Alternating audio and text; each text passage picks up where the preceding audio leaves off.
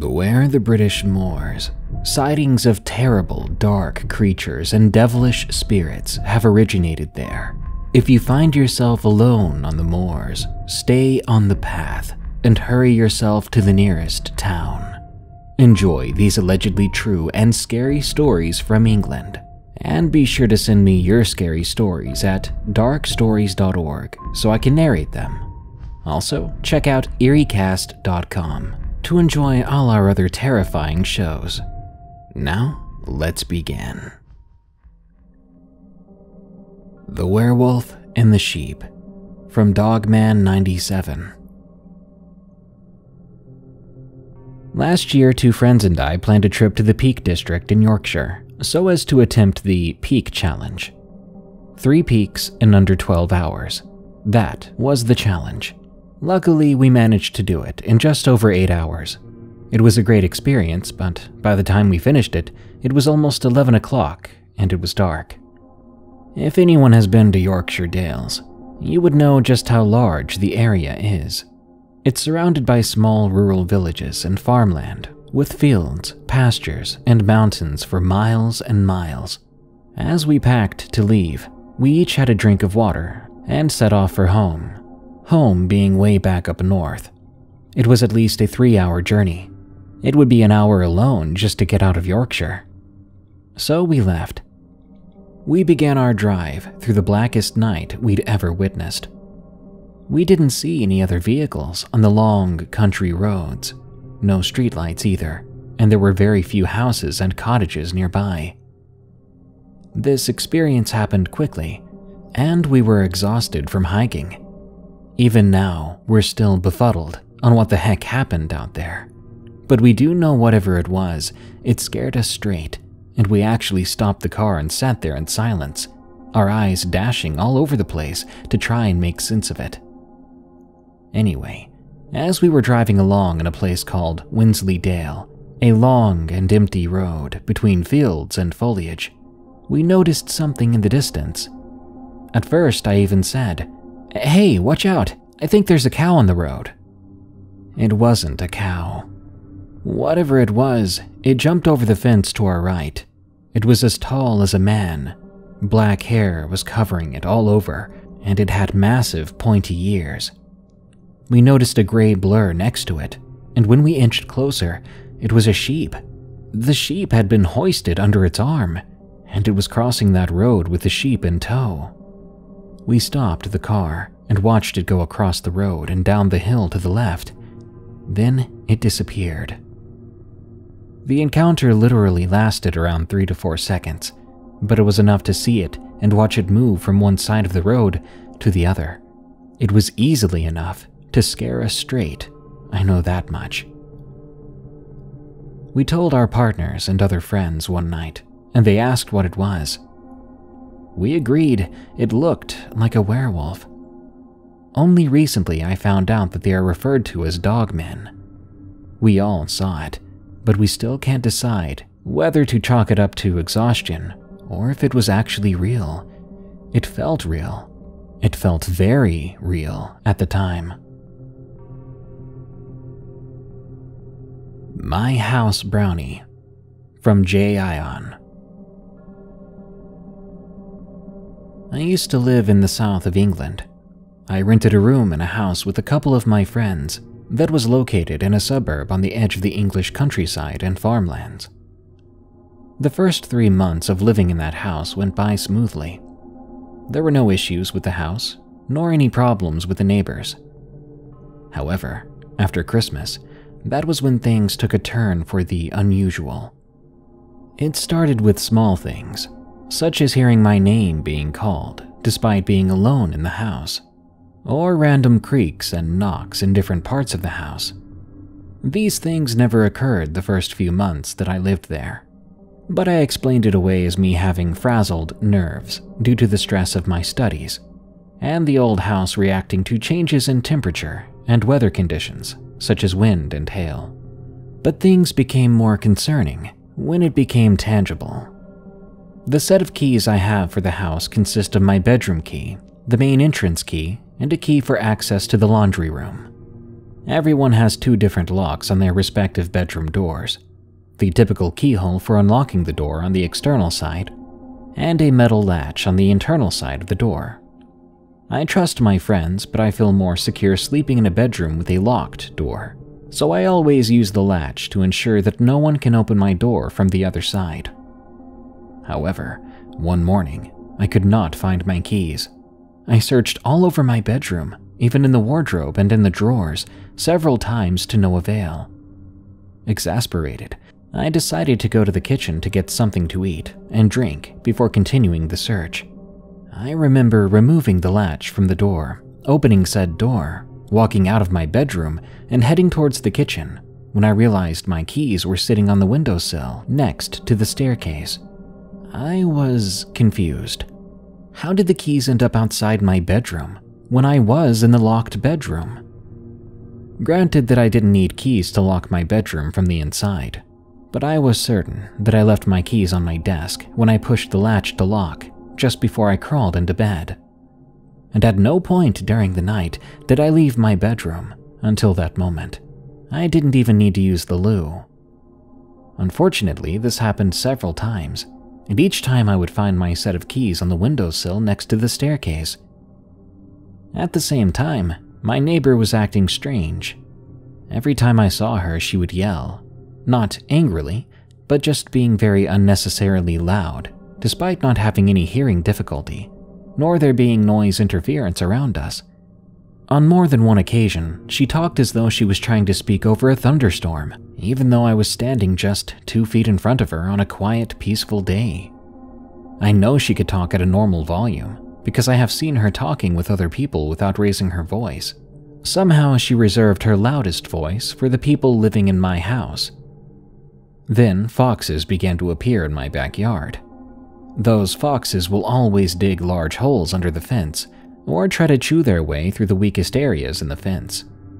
Sometimes these foxes will leave scents of their urine and large droppings all along the edge of the backyard, making the backyard stink. It was odd, considering my backyard had no plants or animals, and none of us had pets, and the backyard is just some gravel-covered land with a small sun deck attached. On the other hand, my other neighbor's backyard was a menagerie of English flora and fauna, with chickens, bird baths, Yorkshire Terrier puppies, and a garden fit for the Queen of England. No pun intended. Yet her backyard was largely untouched by foxes and crows, and it never lost its beauty, even during the colder months. Things only got worse inside the house. Our Wi-Fi router worked perfectly ever since it was installed. Yet, after Christmas, that was when it started to act up. Yeah, typical first world problems, I know. Despite being in perfect working order, there are days when I could not get a signal. Even my friends' devices would randomly disconnect from the internet entirely, despite the router not having any issues. Sometimes this problem would last for a few minutes, other times for a few hours.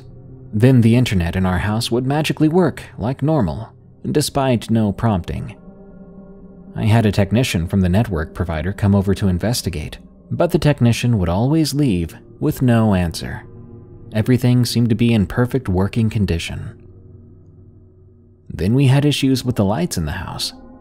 The lights would flicker at random times for days before being burnt out. I assumed that the light bulbs were old and needed replacing, but I felt it odd that I had to replace the light bulbs almost every week. Even the new light bulbs had the same issues of flickering for a few days before they burnt out and needed to be replaced again. In 1 month, I spent over £50 on light bulbs alone. At the same time, the door that led to the backyard would open by itself. My friends and I would walk into that room and find the door ajar, despite no one even going near that room for days. Every time my friends and I used that door, we made sure that it was tightly shut and securely locked because we didn't want the cold air or rain seeping into the house. And of course, we didn't want an opportunistic swiper to enter the house either. And this is when my friends told me something terrifying. They noticed a male silhouette appear in the backyard at night. They described it as looking like a shadow person, about 6 feet tall, bulky in build, and black from head to toe, Despite feeling watched by the entity, they could not make out any facial features, nor describe what it was wearing, even when they turned the lights on. Whatever it was always stood at the very end of the backyard in complete silence and stillness, seemingly staring at the house for hours on end. When one of my friends mustered up the courage to confront the individual, she said there was no one in the backyard. She looked around all over, but there were no footprints, no disturbed gravel, no broken fence, no sign of anyone being in the backyard. Yet, as if by magic, the same silhouette will appear in the backyard on occasion, in the same position with that eerie silence and stillness when all of us are in the house in the dead of night. I was considering asking the prior of the church I attend to come perform a house blessing when I happened across a YouTube video of traditional English folklore creatures. One creature in particular stood out to me. It was called the Brownie, a tiny creature akin to a house spirit that guards a house, its inhabitants, and their possessions. Apparently, every house in the British Isles has at least one brownie attached to it. Depending on how the brownie feels and how well it is treated, things in and around the house will be affected by it. In short, happy and healthy brownies are friendly and helpful. On the other hand, angry and neglected brownies will cause problems for the people living in the house. To appease a brownie, one has to set a special place exclusively for the creature, where it is given food and other offerings. Brownies are known to love any sort of honey, confectionery, and even liquor. I decided to give the idea of appeasing our brownie a shot, since it was far less cumbersome of a task compared to arranging for a house blessing by a church. I purchased a few jars of honey, a dozen eggs, bottles of syrup cordial, and some snack packs on my next grocery run. I found a place on the overhead cabinets in the kitchen that I knew no one would use, and I cleaned it. Then I placed a small bottle of honey, an uncooked egg, a handful of sweets, and an empty shot glass next to a bottle of elderflower and lime cordial. I murmured to the offerings before climbing down. "Hey, Mr. Brownie, these are for you. I hope you like them." The following day, I felt that the air in the house was lighter, almost as if a tension that I never realized was there had been lifted. The air was fresher, and the inside of the house looked brighter, even with the lights turned off. And most amazingly of all the issues we had with the house, even the neighbors, were miraculously resolved. No one calling my name, no more misplaced keys, no yelling neighbors, no fox, no Wi-Fi issue, no burnt-out light bulbs, no mysterious door opening, and no shadow man. Things remained like this in and around the house until I began to hear my name being uttered by a disembodied voice 1 month later. So I quickly cleaned that special place on the overhead cabinets and replaced the offerings with new, fresh produce. I kept at this practice until I moved out several years later. I don't know if the current tenants of the house did anything to appease the brownie. I never told anyone, even the friends living with me at the time, about my offerings. After all, I have no proof of an invisible tiny magical creature that has a large sweet tooth with a penchant for irritating pranks and harmless scares. I just pray that Mr. Brownie never made anyone else's life chaotic. The Jockey Dorm, from Rebel Boy 67. When I was about 14, I was a pupil at a boarding school in Devon, England. The place was an old stately home called Mamhead House, which years later would be where the pop star Peter Andre would be married. One time the headmaster was talking with some of the boys, including myself, about the history of the house. One summer holiday when the boys were away from the school, a plumber came to check the central heating, which came from the cellar. While he was working, he heard someone behind him, and he asked that person to pass him a tool. Not receiving the tool, he looked around and saw the lower half of a person. There was nothing above the waist. The plumber left, not even bothering to collect his tools. The incident I'm going to describe next happened near the end of term, Just before we left for summer holiday, a couple of other boys and I were sent up to the Jockey Dorms to get some camping equipment, such as tents, sleeping bags, etc. Downstairs, a couple of teachers were taking some of us camping. The Jockey Dorms were in the attic area and would have been used as servants' quarters back in the 1800s. We had taken down most of the equipment, but there was one tent left up there. I went back up the narrow stairs and entered the room with the tent. As I reached out for it, I became aware of a rumbling, hissing sound, almost like a steam train. Scanning around the room, I noticed a black, shadowy mass in one of the corners. This mass was inflating and deflating with the sounds. Grabbing the tent, I ran from the room, away from the thing in the corner. I ran down the stairs 2 at a time until I was with the other boys. I later found out that a young stable boy had contracted tuberculosis and died in that room. In the 3 years that I attended that school, that was the only time I had an experience like that. Tales of Precognition from Eyes Wide Shut. Since a young age, I've had many extremely strange experiences, from seeing ghosts as a child to webs of bizarre synchronicities. Today, however, I'll be sharing my personal experiences with precognition. If I sat down and tried to tell you a future event in your life or world events in general, I would either be grasping at straws or guessing. The glimpses I've been shown happen sporadically and completely without trying on my part. They started reasonably mundane. Instances such as knowing to say an extra special goodbye to my grandmother the last time I saw her, as I knew it would be the last time I'd see her alive, or when I knew my mother was pregnant before she did. I told her, and it turned out she was in fact carrying my younger brother. These could be shrugged off as lucky guesses or coincidence, but the next 3 tales I'm going to share with you can't be so easily dismissed, no matter how I've tried to rationalize them. The first occurred when I was 13 years old. I was walking home from school in my small hometown on the east coast of England. My mother was home by herself as my dad was away in Afghanistan at the time. He had left the army and then joined a private defense company, contracted with driving around and protecting important people in the area. I was around halfway home when a jolt of pure dread and anxiety rushed through my body. My hands began to sweat, and I felt as though I couldn't catch my breath. I shook it off and continued home, but I continued to feel uneasy. I knew something wasn't right when I got home. My uncle's car was parked outside. As I opened the door, my uncle quickly ushered me to his car, but I caught a glimpse of my mother in the living room. She was weeping uncontrollably. My uncle took me to his house, then told me what my mother had been told on the phone, that my dad was either dead or injured. Luckily, it was the latter.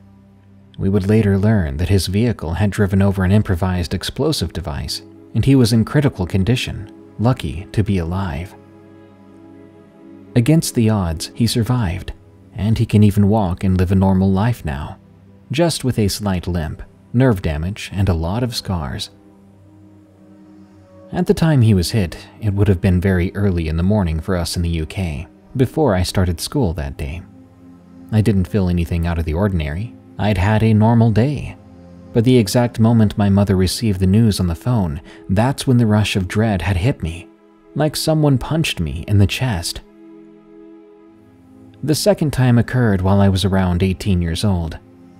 At the time, I was working one of my first jobs, a machine operator in a factory. I hated it there, and I wasn't fond of the people there either, so I tended to sit alone on my breaks. I was sat there eating my lunch when the strangest thought popped into my head. I thought it was strange with the amount of meteors in space that we aren't being struck on occasion. Even just a small one, maybe in a car park in the middle of nowhere in Russia, or somewhere like that. Nothing catastrophic, just a small one. The thought left my head as quickly as it came, and I carried on with my day. I didn't think it was relevant or anything out of the ordinary, just a fleeting thought, one of many everybody has every day. The next day, I was sat in the same place at the table in the lunchroom. The news was playing on the small mounted TV in the corner, and when I saw what was playing, my heart dropped. A meteorite had exploded over Chelyabinsk in Russia, exactly as I'd thought about 24 hours earlier. You can even find videos online of the Chelyabinsk event. I was dumbfounded. The final story is one of the strangest things that has happened to me thus far in my 27 years. I was walking home late one night from that very same factory as the previous story. I wasn't there long, so it can't have been a few months since the meteorite, still 2013. It was late, between 1 and 2 a.m. My route home took me down winding country roads. I remember approaching the level crossing, and instead of the silence of a small road in the middle of nowhere, I was met by what looked to be a circus of flashing lights. Ambulances, police, firefighters littered the road. I got to the crossing and noticed that a car had been destroyed by the train still sitting on the tracks. There were bodies still inside, but thankfully I couldn't see, as a tarp had been placed over the car. A policeman told me I would have to find another way home, but I told him this was my only route. He said to his colleague that I was the only person to be allowed across. There wouldn't have been anyone else anyway, as I finished much later than most people at the factory, due to the nature of my particular job. I was led by the policeman past the wreck. I could have reached out and touched that car. I was that close to it, the closest I'd ever been to dead bodies before. I remember feeling like for some reason I was supposed to be here and see this, but I had no idea why, and I wouldn't for years. The next morning, when I explained what had happened and my parents had checked the newspaper, they seemed, I don't know, off? They acted sheepish. They explained that they had gone to school with one of the men in the car, and that was that. I didn't think about it much for years, until one day at a visit to see my mother. She sat me down and explained to me that who I thought was my dad wasn't actually my biological father. He had met my mother and raised me as his own from when I was around 5 weeks old. My actual biological father had left as soon as he found out my mother was pregnant with me. They were both very young then. This was a shock to my system, to find that out at the age of 22, but she explained there was never a good time to tell me. I dealt with it. I loved my dad. He never treated me any different to my other 2 siblings. I had never met my biological father, so I hadn't missed out on anything. I had a dad, and that was fine.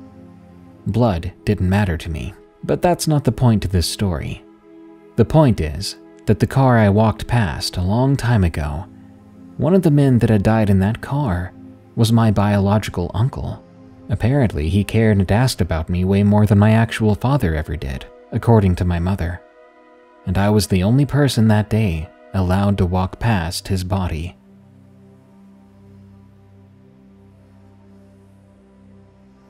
Ghost Hunting Experience from TheSkinwalkerRises.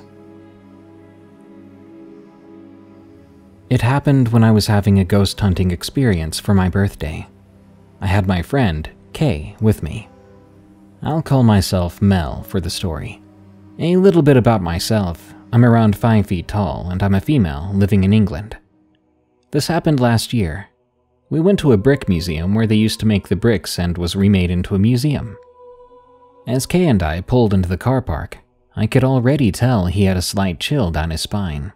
He isn't the type to do this type of thing, and I had all but dragged him here with me. The building looked so different to what it normally did in the daytime. It was kind of spooky. I'd love to tell you that I had some sort of feeling when I stood there in the front of the building. All I felt at the time was apprehension. There were cars out there, but no one else was outside. Until a man came out and said to me, "Names?" "Kay and Mel," I replied. He looked at his clipboard and motioned for us to follow him inside, to which he led us to a large room where there were quite a few people, all in different groups. We were motioned to sit in the closest table to the front. We were introduced to each other before being introduced to the equipment and how to use it all. It was all going rather well, and we made our way to the first location. We went into the hallway and had one person film down the hallway before starting to ask the entities questions, inviting them to draw from our energy in order to show themselves. That was when Kay saw my hair lift up and stand before lying back down on my shoulder. I didn't feel a thing. Now this is according to what Kay had seen, but around the same time I began to feel dizzy and lightheaded. We told the ghost to stop taking my energy, and we told it to instead try to move something. Just then, a small pebble that had been sitting on the table behind the fence in front of the displays had fallen and hit one of the other members of the group in the shoulder. They had been standing 2 steps away from the barrier, and the pebble flew and hit them. This happened in front of my own eyes. Now, I'm rather skeptical about the paranormal, so immediately I thought someone had stepped over the barrier and was playing with us. When I turned the camera around to where it came from, there was no one there, and no one was near where the pebble had come from. Now, there was none of the typical white mist or shadow person where the pebble was, but I did hear a whisper that said, "Why?" I glared at Kay. It sounded almost exactly like him. We moved to the next place, which used to be the kiln. This is where they explained one of the workers had burned to death there. We didn't know if this was the exact same one, but we had a spirit box and began a session. Just a few of the normal questions that received no answers, until we got to the question, "Where did you reside?"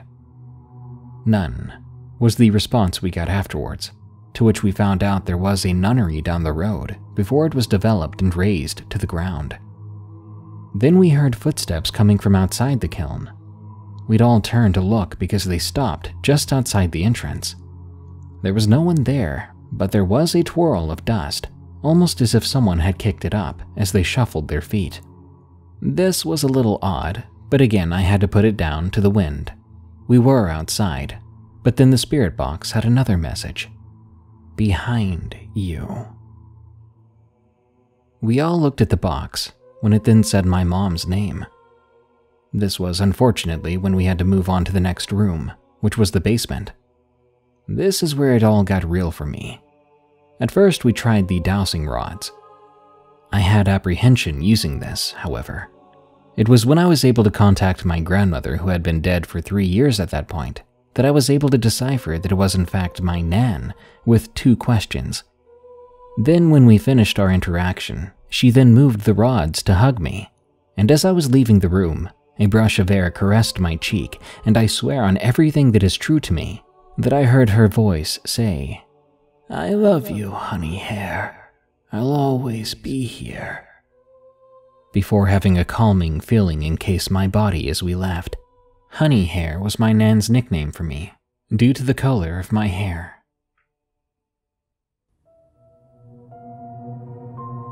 That brings us to the end of this episode of Darkness Prevails. More terrifying stories are on the way soon, so subscribe and smash that like button. By the way, did you know this show is available as a podcast called Unexplained Encounters? Just search for, follow, and rate Unexplained Encounters on Spotify, Apple Podcasts, or your favorite podcast app. This show is part of the EerieCast network.